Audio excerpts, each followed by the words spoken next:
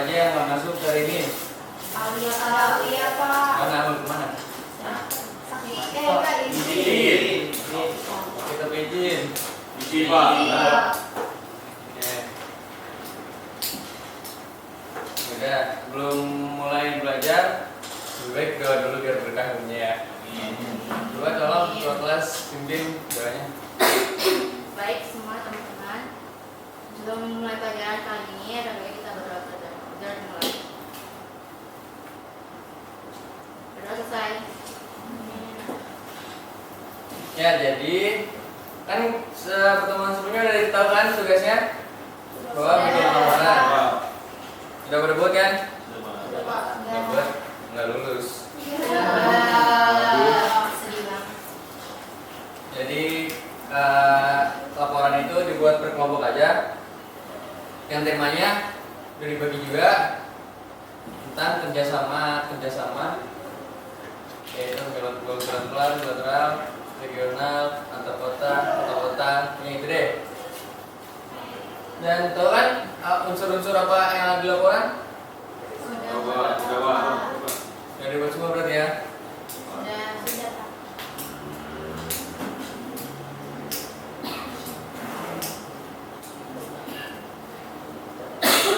Udah dikirim tugasnya di Google Drive yang dibagiin?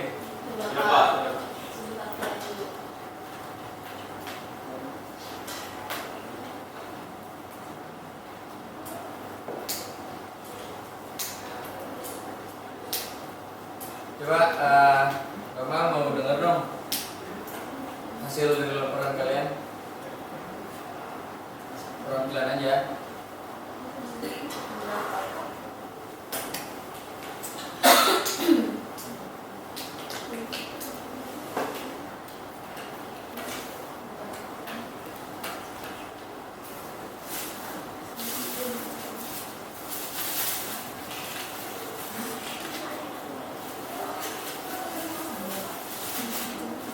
Ini perwakilan aja Pak. Perwakilan aja. Coba mau lihat visinya aja.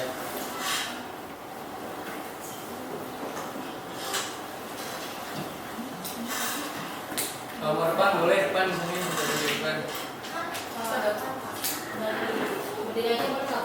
Berdiri aja boleh di belakang. Berdiri, oke.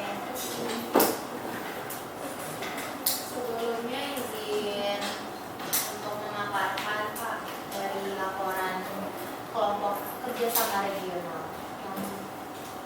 Jadi isinya itu ada pengertian dari kerjasama regional, yaitu upaya bersama antara negara-negara dalam satu wilayah untuk mencapai tujuan bersama. Dan untuk artikel kerjasama regional ini mencakup berbagai aspek, mulai dari ekonomi, keamanan, hingga pembangunan. Ini untuk menyoroti manfaat, tantangan, dampak positif, dan juga yang dapat dihasilkan dari kolaborasi ini.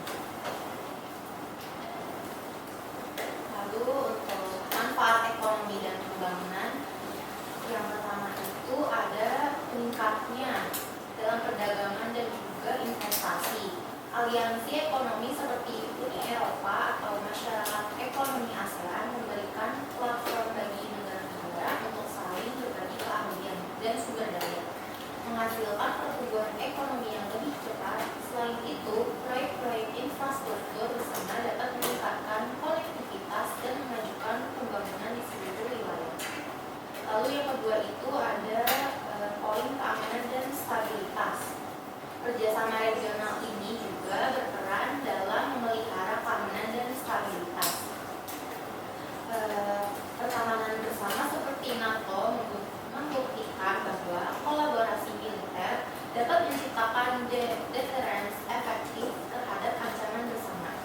Adanya forum dialog dan kerangka kerjasama seringkali mengurangi potensi konflik, menciptakan hubungan lebih aman bagi negara-negara anggota.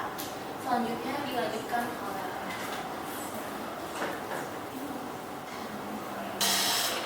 selanjutnya ada tantangan politik dan budaya. Meskipun adanya manfaat, kerjasama regional juga dihadapkan pada sejumlah tantangan. Perbedaan politik, budaya, dan kepentingan nasional dapat menciptakan gesekan di antara negara-negara anggota. menyelaraskan kebijakan dan menangani isu sensitif seringkali menjadi tugas yang rumit. Untuk masa depan kerjasama regional dengan dinamika global yang terus berkembang, pertanyaan besar adalah bagaimana kerjasama regional akan berevolusi di masa depan. Apakah akan bertumbuh atau dihadapkan pada hambatan yang lebih besar? Sekian dari presentasi kelompok kami. Kurang lebihnya mohon maaf.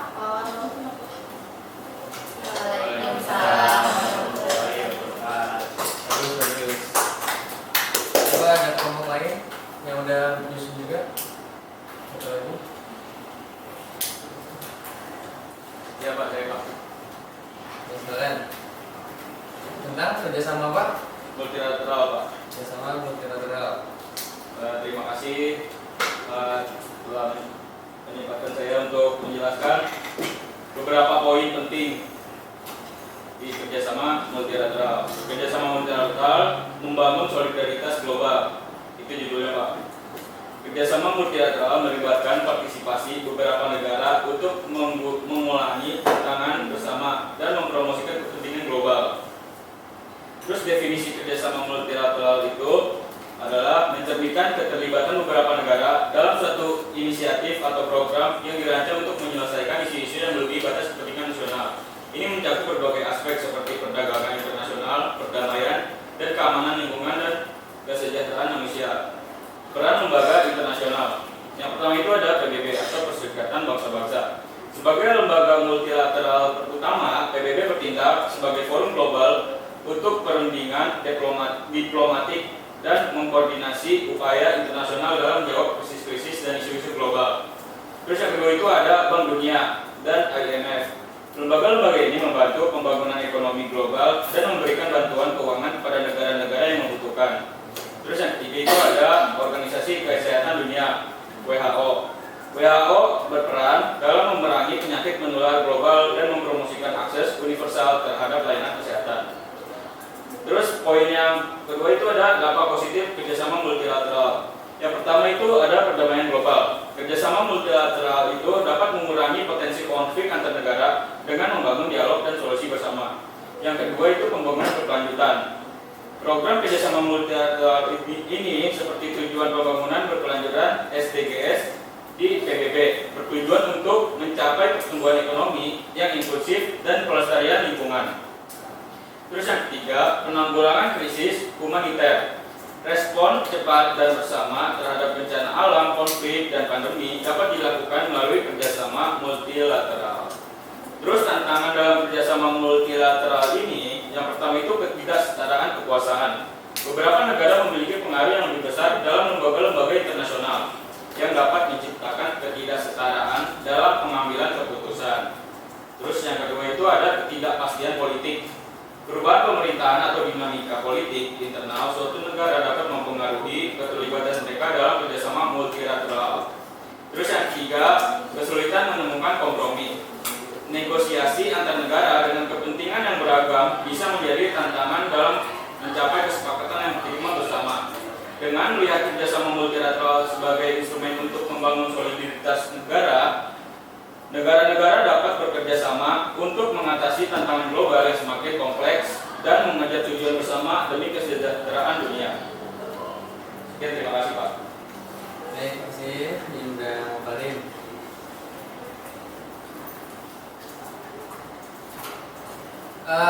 Isinya udah bagus tentang kerjasama jadi regional sama multilateral. Tapi sayangnya saya nungguin dari tadi ada dampak positifnya, cuma dampak negatifnya belum disebutin. Coba lain kali tambahin lagi dampak negatifnya apa. Sama kalau bisa tambahin isu-isu yang terbaru. Jadi kan setiap kerjasama pasti ada problematik yang terjadi ya. Udah dibahas juga kan pertemuan sebelumnya. Jadi kalau bisa tambahin lagi di dalam ini laporannya tentang isu-isu yang terjadi.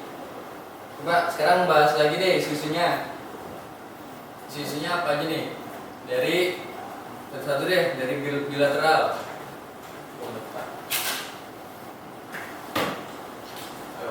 Untuk yang bagi kerjasama bilateral itu terdapat judulnya itu kerjasama bilateral sebagai pilar hubungan antar negara.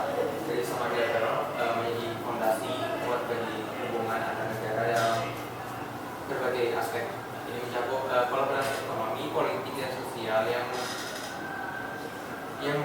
merangkum dalam dinamika geopolitik global. Kemudian terdapat tujuan dari kerjasama bilateral antara lain diplomasi ekonomi. Kerjasama ekonomi bilateral membuka pintu peluang perdagangan dan investasi antar negara. Kesepakatan perdagangan bebas dan investasi bersama dapat meningkatkan pertumbuhan ekonomi dan menciptakan lapangan kerja. Kemudian itu ada poin keamanan dan stabilitas. Kerjasama politik bilateral seringkali menciptakan fondasi keamanan regional. Negara-negara yang mendukung dapat bekerja sama dalam penanggulangan ancaman keamanan seperti terorisme dan konflik kenegaraan. Kemudian ada pengembangan sosial dan budaya. Pertukaran budaya dan pendidikan antar negara melalui kerjasama bilateral dapat memperkaya masyarakat dan membangun pemahaman yang lebih baik antar negara. Kemudian itu ada poin dampak kerjasama bilateral. Itu ada satu, pertumbuhan ekonomi. Kolaborasi ekonomi melalui perjanjian membangun perdagangan dan investasi dapat memberikan dorongan signifikan pada pertumbuhan ekonomi kedua belah pihak. Kemudian itu ada inovasi dan teknologi. Kerjasama ilmiah dan teknologi memungkinkan pertukaran pengetahuan serta mempercepat investasi di berbagai sektor. Kemudian itu ada kesejahteraan masyarakat, program kerjasama di bidang kesehatan, pendidikan, dan sosial dapat meningkatkan kesejahteraan masyarakat secara keseluruhan. Kemudian itu ada contoh kerjasama bilateral itu antara lain ada kejadian perdagangan itu, contoh kerjasama itu ada NAFTA. Kemudian ada pertukaran pendidikan itu seperti dari negara Eropa itu ada Erasmus. Kemudian ada kerjasama keamanan itu atau North Atlantic Treaty Organization, itu kerjasama multilateral yang menerima dari kerjasama bilateral antara negara-negara anggota. Baik Pak, itu saja dari kerjasama bilateral. Terima kasih Aris. Jadi intinya bahwa minta tambahin buat isu-isu yang terjadi terkini kayak regional nih. Isu yang terjadi kali ini kan ada yang namanya pengungsian Rohingya, tahu kan? Itu termasuk masalah ancaman dalam regional. Kenapa? Karena para pengungsi Rohingya ini itu semena-mena sama masyarakat kita. Makanya banyak yang nggak diterima, bahkan di negara lain pun nggak diterima karena pengungsi Rohingya ini sama aja kayak parasit gitu. Makanya negara kita juga nggak menerima, negara lain pun sama nggak menerima. Kayak yang lain juga kalau bisa nih tambah-tambahin lah isu-isunya biar lebih menarik lagi laporannya. Sama yang paling penting sih bagian terakhir jangan lupa dimasukin daftar pustaka. Dari mana kalian ngambil data-data tersebut biar lebih jelas gitu, nggak salah ambil. Oh izin tanya Pak, kan tadi kalau Rohingya lebih kepada dampak negatifnya ya Pak ya. Tapi kan kalau di sisi lain kita juga ada rasa kemanusiaan gitu Pak. Nah kan udah nggak punya warga negara, terus juga nggak punya tempat tinggal. Ya emang itu dampak sisi positifnya kita ningkatin rasa kemanusiaan kita dengan membantu. Tapi sayangnya masyarakat negara kita pun masih banyak yang butuh bantuan. Lebih baik sadar diri dulu dalam negaranya sebelum membantu orang lain. Itu sih. Pokoknya lengkapin lagi laporannya. Jangan lupa daftar pustakanya, ambil datanya jangan asal-asalan, cari di data yang terpercaya kalau bisa. Mungkin itu aja. Oh iya, itu juga kumpul di drive karena itu sebagai tugas terakhir ya sekalian, tugas terakhir buat kalian dari materi ini. Mungkin cukup ya buat hari ini. Cukup Pak. Ditunggu nih laporannya nih. Ya Pak. Iya Pak. Ya, wassalam.